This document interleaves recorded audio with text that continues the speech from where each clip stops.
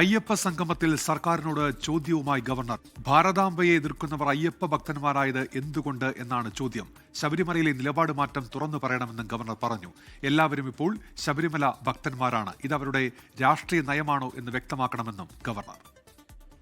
The people who have been opposing our culture, people who have very reservations or criticizing Guru Puja, people who are criticizing Bharat Mata, they all pretend to be Sabrimala's devotees. I don't know from where this culture has come. I don't doubt about their sanctity in their minds. If you really have that sanctity, if you really have those principles and those bhava in your minds, come out openly and tell us. Deepak ധർമ്മടമാണ് ഇപ്പോൾ കോഴിക്കോട് എന്ന വാർത്തയുടെ വിശദാംശങ്ങളുമായി ചേരുന്നത്. ദീപക്, എന്തൊക്കെ കാര്യങ്ങളാണ് അദ്ദേഹം സൂചിപ്പിച്ചത് പ്രസംഗത്തിൽ? ഡോക്ടർ ഉന്മേഷ്, കൃത്യമായ രാഷ്ട്രീയ നിലപാട് ചോദ്യം ചെയ്യുക എന്നുള്ളതാണ് ഗവർണർ നടത്തിയത്.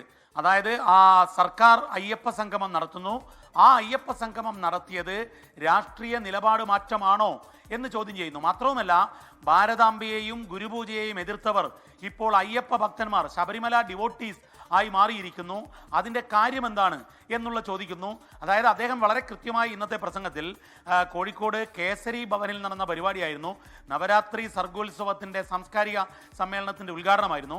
ആ പരിപാടിയിൽ അദ്ദേഹം ആദ്യം തന്നെ പറയുന്നു, ഞാൻ ഗവർണർ എന്നുള്ള നിലയിലല്ല, ഒരു സ്വയം സേവകനായാണ് ഇതിൽ പങ്കെടുക്കുന്നത്, RSS ആണ് എനിക്കെല്ലാം തന്നത് എന്നൊക്കെ പറഞ്ഞാണ് അദ്ദേഹം സർക്കാരിനെതിരെയുള്ള ആക്രമണം കടുപ്പിച്ചുകൊണ്ട് ചില ചോദ്യങ്ങൾ ഉന്നയിച്ചത്.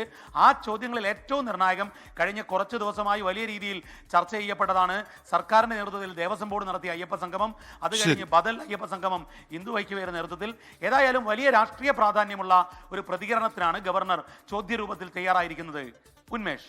ശരി, ദീപക് ധർമ്മടമാണ് കോഴിക്കോട് നിന്ന് വിവരങ്ങൾ നൽകിയത്. ലോകത്തെവിടെയായാലും ഏത് സമയത്തും 24 വാർത്തകളും ഓഗ്മെന്റഡ് റിയാലിറ്റി പാക്കേജുകളും എക്സ്പ്ലെയിനറുകളും വിശദമായി കാണാൻ ഞങ്ങളുടെ യൂട്യൂബ് ചാനൽ നിങ്ങൾക്ക് സബ്സ്ക്രൈബ് ചെയ്യാം.